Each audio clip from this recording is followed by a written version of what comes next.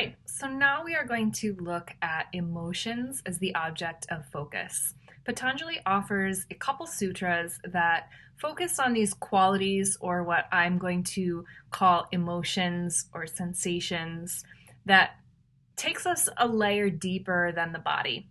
The body is easier for most of us to have an experience with. It can be a little bit more challenging for everybody to have experiences with their emotions. In Sutra 324, Patanjali says, by focusing on a quality such as love or friendship through the process of samyama, you strengthen that quality in yourself. So love here would be the example of the emotion. Friendship could be an example of an emotional quality. And we could extend that to any emotion that you can think of, any quality that you want to cultivate within yourself, such as kindness. When we focus on that specific quality, we strengthen that quality in ourselves. This is actually pretty straightforward, and it's not that far-fetched in terms of it being an acceptable or an understandable principle in our modern lives. We have this saying that you might have heard before, what you resist persists.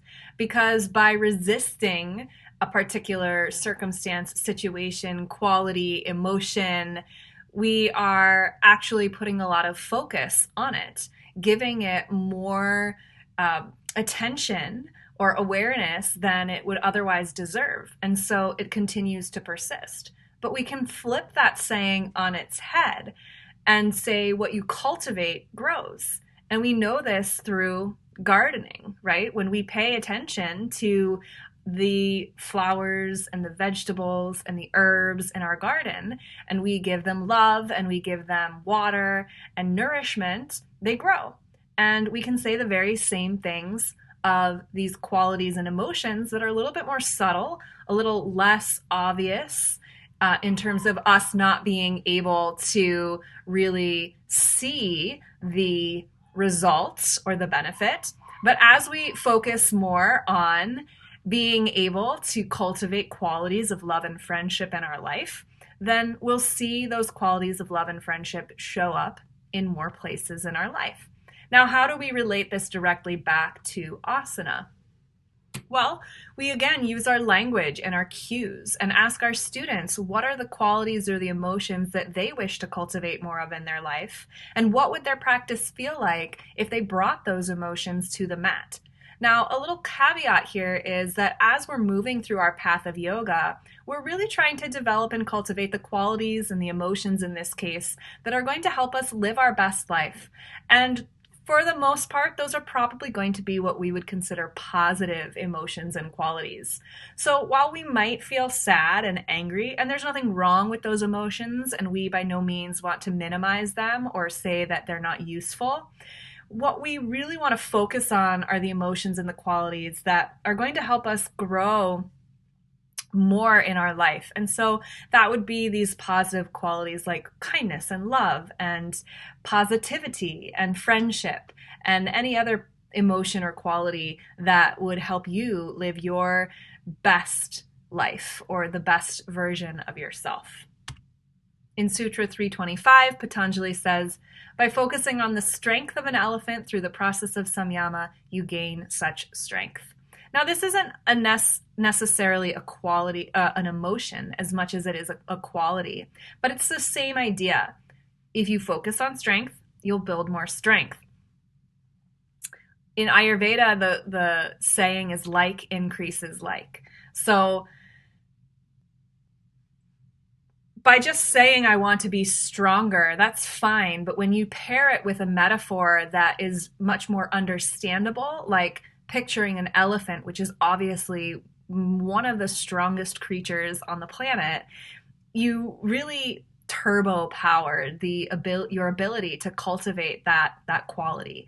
And similarly, you could extrapolate this idea to any quality that you wish to cultivate in your life. You just need to focus on it more. And when you simplify a sutra like this down to its component parts, it's not that far-fetched.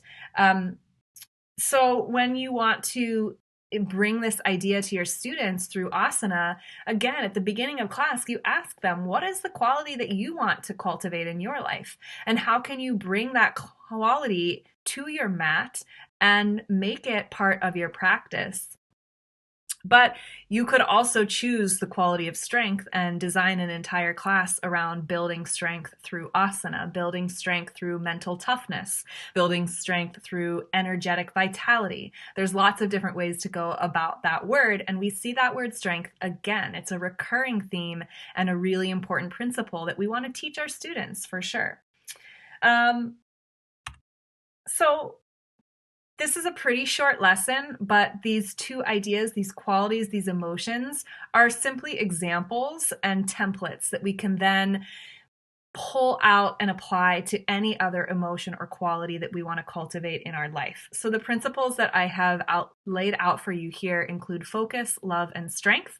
But I want you to know that you have the ability, the permission to choose any quality or emotion that you want to cultivate in your life, or even better, keep it open and let your students create their own qualities and principles that they want to cultivate, so that you as the teacher aren't saying these are the qualities or principles that you need to cultivate, but what are the qualities and principles that you want to cultivate? And everybody then can have their own personal, individualized practice. I hope that this has been helpful.